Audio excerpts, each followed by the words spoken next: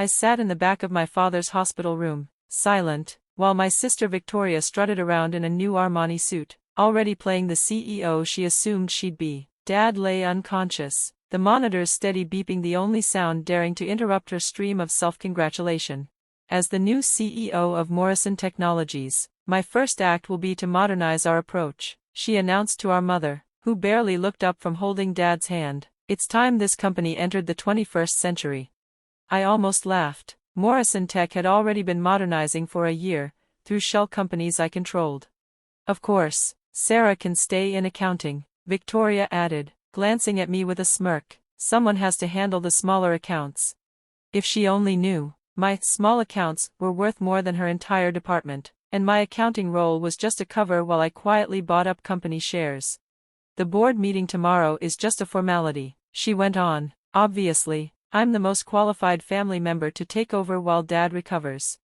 Mom gave me an apologetic look. Sarah, you understand, right? Victoria has an MBA from Harvard, and you just have your state college degree.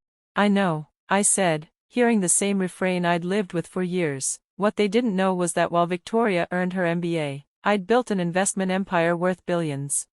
My phone buzzed. A text from Marcus, my actual assistant. Final share purchase complete. We now own 51% of Morrison Tech. Board meeting docs ready. I typed back, proceed as planned. Tomorrow, 9 a.m. Victoria was still talking. First order of business, end that ridiculous profit-sharing program. Employees don't need stock, they need to work harder. She didn't know it had been my idea, funneled through a shell company, and that it had boosted productivity by 40% in 6 months. And Sarah, she turned to me, no need to attend the meeting, it's for executives only. I nodded, keeping my voice meek. Of course, I'll stay with Dad. Good, I'll be preparing my acceptance speech. Mom, make sure my office is ready. Dad's name comes off the door first thing tomorrow. When she left, Mom squeezed my hand. I know it seems unfair, sweetie, but Victoria has more experience. I smiled faintly, thinking of the ownership papers in my briefcase, documents proving that Catherine Shaw, the mysterious investor buying up Morrison Tech stock, was actually me. It's fine, Mom, tomorrow will take care of itself. That night, I worked from my modest apartment, the penthouse of the city's most exclusive building. Dozens of screens displayed Morrison Tech's financials, stock movements, and the web of companies I'd built over a decade. Marcus appeared on my video call. All set. Board members have the ownership disclosures. They're surprised. I imagine they are, I said, remembering Victoria's condescension. Have security ready, she won't take this well. Already done. Also, Mr. Chin from the Asian division says the merger you pushed through last month increased profits by 200%. I smiled. Victoria had laughed at my Asian expansion idea years ago. Good, and Dad? Stable, should wake in a few days. Perfect. He'd open his eyes to find his company thriving, protected from the daughter who would have gutted it. Just before bed, a text from Victoria appeared. Don't be late tomorrow. I'll need those quarterly reports right after the board meeting. I replied, don't worry, I'll be there. I told you it's executives only. Trust me, I wrote, I wouldn't miss it for anything. The next morning, I arrived early at Morrison Tech headquarters, still in my modest business suit, still underestimated. The security guards, who secretly reported to my holding company, gave me a respectful nod as I walked in. Inside the elevator, 2 executives whispered over last night's news. Catherine Shaw owns how much? 51%. But who is she? I smiled. Catherine, my grandmother's name, who taught me to play the long game. Shaw, from the chess grandmaster who said, sometimes the quietest move is the most powerful.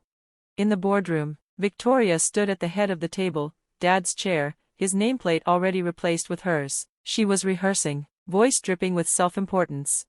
As your new CEO, I promise to lead Morrison Technologies into a bold new future. I slipped into my usual corner seat. My laptop screen didn't hold accounting spreadsheets, it displayed the full corporate map of my shell companies. Marcus's message popped up, all board members present, legal team ready. At exactly 9 a.m., Harrison Wells, the board chairman, called the meeting to order. Before we begin, he said, we must address the ownership documents you received last night. A majority stakeholder has emerged. Victoria waved him off. Yes, yes, some investor bought some shares, but as Dad's eldest daughter and most qualified executive, Ms. Morrison, Harrison cut in. This concerns you directly. Please, sit. I'll stand, she said, smiling thinly. As I was saying, Catherine Shaw, Harrison continued, now controls 51% of Morrison Technologies. Under our bylaws, she has the right to appoint the next CEO. Victoria's smile faltered. That's impossible. Daddy would never give control to an outsider.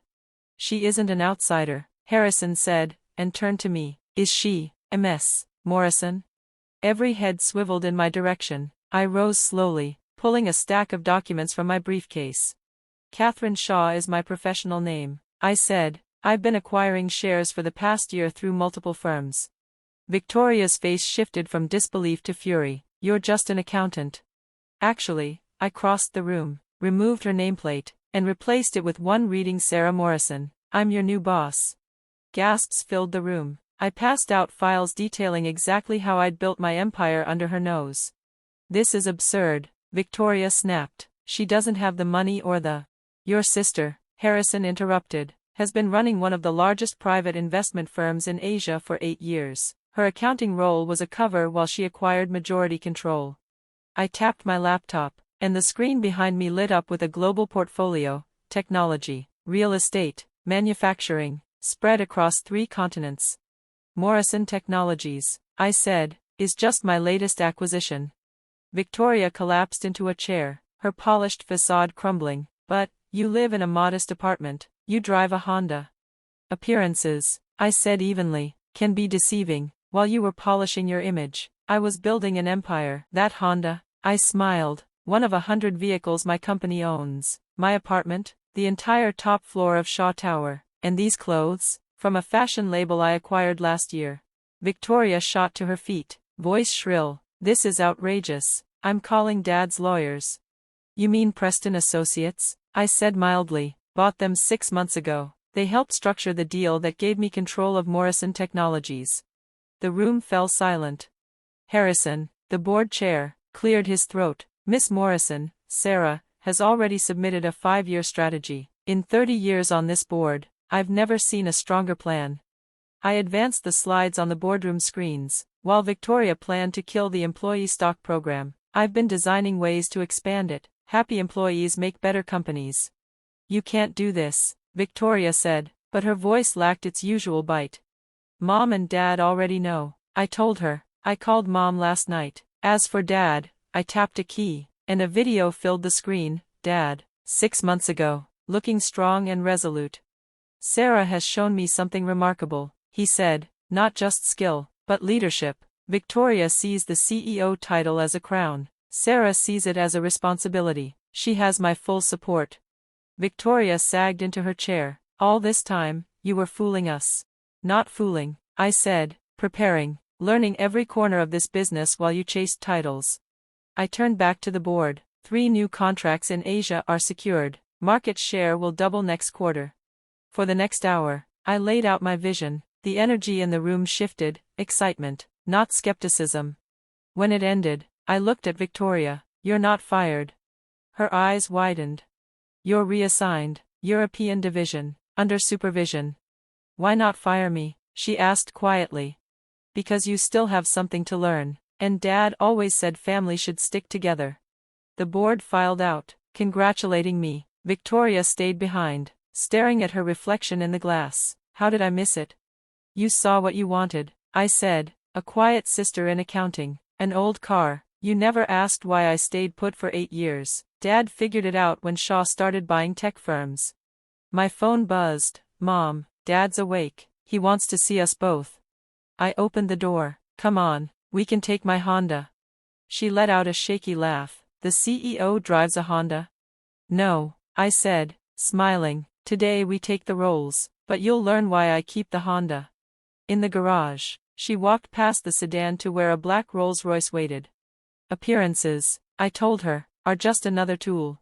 As we drove to Shaw Medical Center, a hospital I'd quietly purchased last month for Dad's care, Victoria sat in uncharacteristic silence. Sometimes revenge isn't about tearing someone down, it's about showing them a bigger world. Dad was sitting up when we arrived, pale but alert. He took one look at us and smiled. "So, the board meeting's over." "Yes," I said, taking his hand. "Victoria may have a few questions." He beckoned her closer. "Then let's talk about what makes a real leader." And that's how Morrison Technologies began its next chapter, led by the sister no one expected, mentoring the one who thought she knew it all, under the proud eyes of the man who'd seen it coming all along. Sometimes the quietest move isn't just the most powerful. It's checkmate.